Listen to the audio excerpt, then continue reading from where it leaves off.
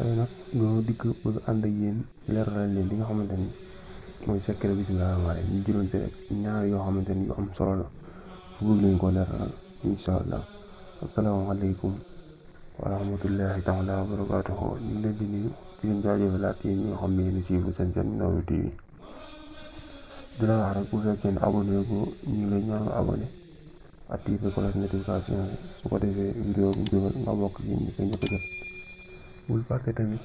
sama vidéo ndax li ci am solo la partage ko ndax lu bëri bëri mën nga jot.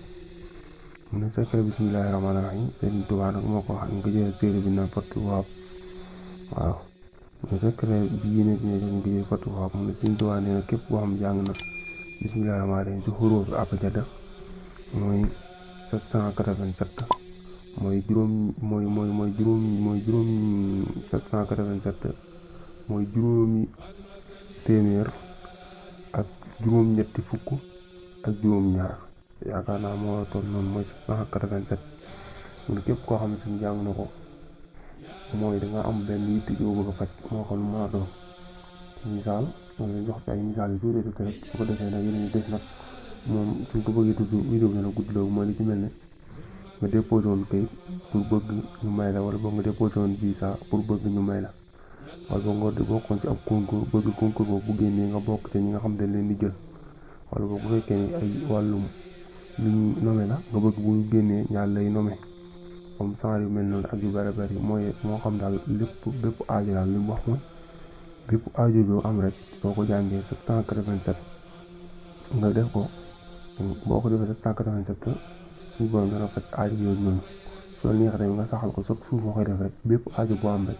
nga ko jàng 787 suñu borom tamit dana la ko fajal bu la neex tamit nga saxal ko di ko jàng chaque jour bu fekkee chaque jour nga ko jàng na moom suñu borom dana la defal lépp loo bëgg rek suñu borom dana ko sotti incha allah. mu ne ñaareel ba nag mooy bismillaahi rahmaani rahiim ñaareel jege muy képp koo xam ne jàng na ko mooy ñaari junni ak juróomi téeméer muy 2500 muy képp koo xamante ni jàng na ko noonu muy 2500 si bisu moom jàng ko ak saa yu xëy soo mbaa ko jàng ba mat 40 jours muy képp koo xamante ni dina ko def ba mat 40 jours lépp su mu bëgg suñu borom dana ko defal moom it ba tey waaye suñu borom di am ci loolu dana ubbi ab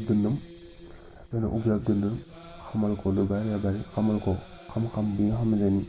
mooy xeetu xam-xam yi nga xam lu ñëwagul sama nox bi dana ko defar ay may yu bari xam daal moom mën naa ni moom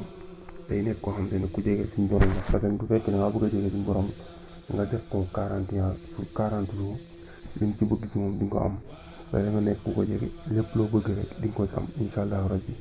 kon bu ko defee ñu ñëwal foofu vidéo yi lim bu njëkk ba mooy xuruuf abjada muy 787 limu ñaareel bi la wax mooy 2500 noonu lañ koy def